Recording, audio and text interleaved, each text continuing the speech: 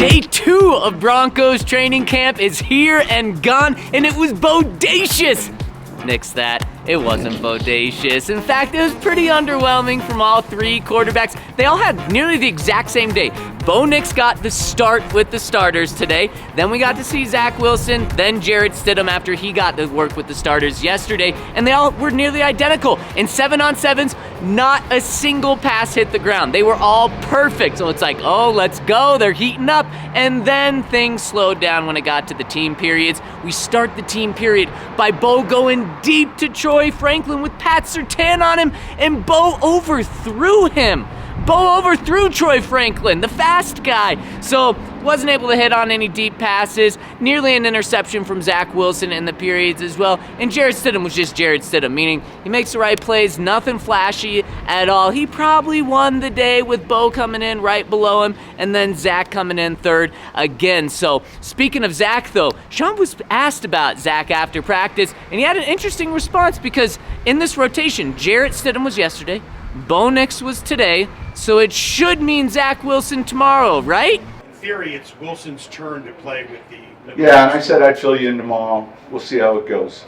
Because we'll see before you fill us in. Yeah, but I'll fill you in before, when you see.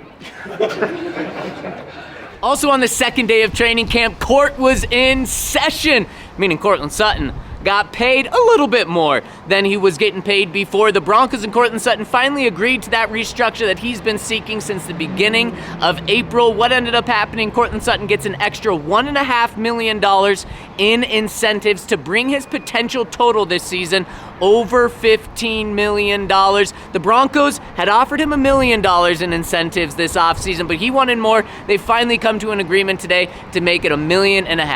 They've been working credit. George and Courtland's agent, and they spend a lot of time in the summer just discussing it. I'm not even quite sure what the specifics are, and it's good to have him back out here.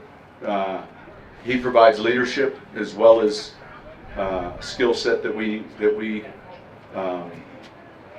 like, and